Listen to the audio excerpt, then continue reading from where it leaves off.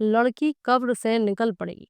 روایت ہے کہ حضور صلی اللہ علیہ وسلم نے ایک شخص کو اسلام کی دعوت دی تو اس نے کہا کہ میں اس وقت تک آپ پر ایمان نہیں لا سکتا جب تک کہ میری مردہ بچی زندہ نہ ہو جائے۔ آپ نے فرمایا کہ تم مجھے اس کی قبر دکھاؤ۔ اس نے اپنی لڑکی کی قبر دکھا دی۔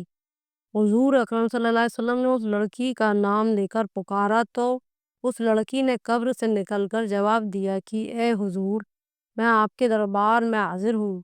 پھر آپ نے اس لڑکی سے فرمایا کہ کیا تم پھر دنیا میں لوٹ کر آنا پسند کرتی ہو؟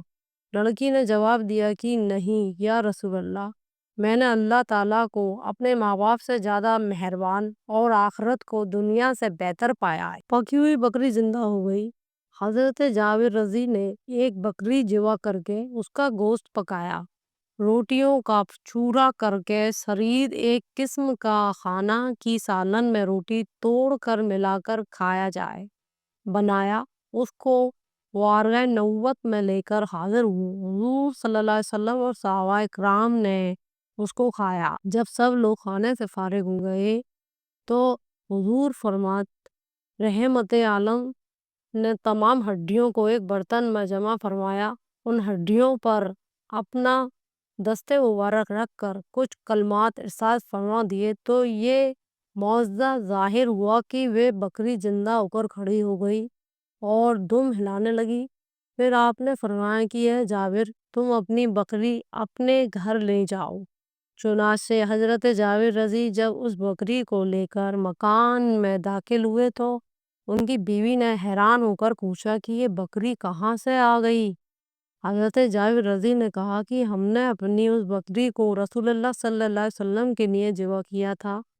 انہوں نے اللہ تعالیٰ سے دعا مانگی تو اللہ تعالیٰ نے اس بکری کو زندہ فرما دیا۔ یہ سن کر ان کی بیوی نے بلند آواز سے کلمہ شہادت پڑھا، جن کے اسلام کی ترغیب دلائی۔ حضرت ثوبان بن قارب رضی اللہ تعالیٰ عنہ کا بیان ہے کہ ایک جن میرا فرما بردار ہو گیا تھا، وہ آگے کی خبریں مجھے دیا کرتا تھا، میں لوگوں کو وہ خبریں بتا کر نذرانے وصول کیا کرتا تھا۔ ایک بار اس جن نے مجھے آ کر جگایا اور کہا کہ اٹھ اور ہوش میں آ، اگر تجھ میں کچھ ہوش ہے تو چل اور بنی ہاشم کے سردار کے دربار میں حاضر ہو کر ان کا دیدار کر، جو لویہ بن غالب کی اولاد میں پیغمبر ہو کر تشریف لائے ہیں۔ حضرت ثوبان بن قارب کہتے ہیں کہ مسلسلاً 3 راتیں ایسی گزری کہ میرا یہ جن مجھے نیند سے جگا جگا کر برابر یہی کہتا رہا، یہاں تک کہ میرے دل میں اسلام کی الفت و محبت پیدا ہو گئی۔ میں اپنے گھر سے روانہ ہو کر مکہ مکرمہ میں حضور صلی اللہ علیہ وسلم کی خدمت میں حاضر ہو گیا۔ آپ نے مجھے دیکھ کر خوش آمدید کہا، فرمایا کہ میں جانتا ہوں کہ کس سبب سے تم یہاں آئے ہو۔ میں نے عرض کیا کہ یا رسول اللہ صلی اللہ علیہ وسلم، میں نے آپ کو تشریف میں ایک قصیدہ کہا ہے، پہلے آپ اس کو سن لیجئے۔ آپ نے فرمایا کہ پڑھو۔ چنانچہ میں نے اپنا قصیدہ وحیت جو حضور صلی اللہ علیہ وسلم کی مدح میں نظم کیا تھا پڑھ کر رحمت عالم کو سنایا۔ اس قصیدہ کا آخر شعر یہ ہے کہ یعنی آپ اس دن میرے صفیہ شفاعت کرنے والے بن جائیے جس دن آپ کے سوا ثوبان بن قارب کی نہ کوئی شفاعت کرنے والا ہوگا نہ کوئی نفع پہنچانے والا ہوگا۔ اس حدیث کو امام بہقی نے روایت فرمایا ہے۔ جنوں کا اسلام و پیغام۔ ابن سعد بن قیس مرادی سے روایت ہے کہ ہم 4 آدمی حج کا ارادہ کر کے اپنے وطن سے روانہ ہوئے۔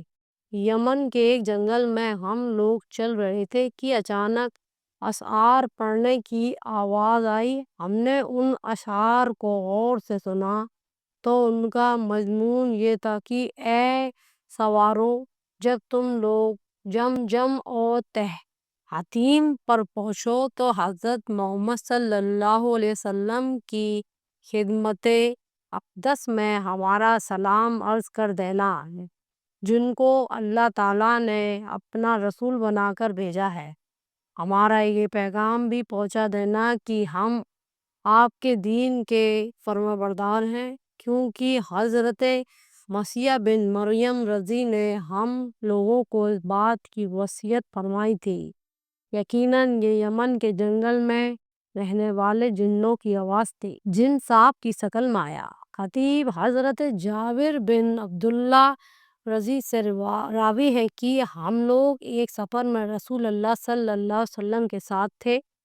آپ ایک کھجور کے پیڑ کے نیچے تشریف فرما تھے کہ بالکل ہی اچانک ایک بہت بڑے کالے سانپ نے آپ کی طرف چہرہ کیا۔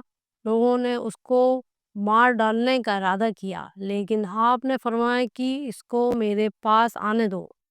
جب یہ آپ کے پاس پہنچا تو اپنا سر آپ کے کانوں کے پاس کر دیا، پھر آپ نے اس سانپ کے منہ کے قریب اپنا منہ کر کے چپکے چپکے کچھ ارشاد فرما دیا۔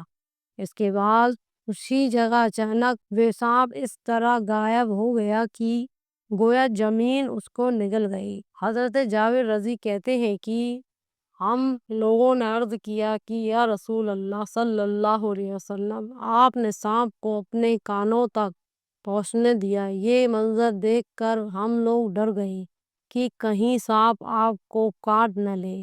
آپ نے فرمایا کہ یہ سانپ نہیں تھا، بلکہ جنوں کی جماعت کا بھیجا ہوا ایک جن تھا۔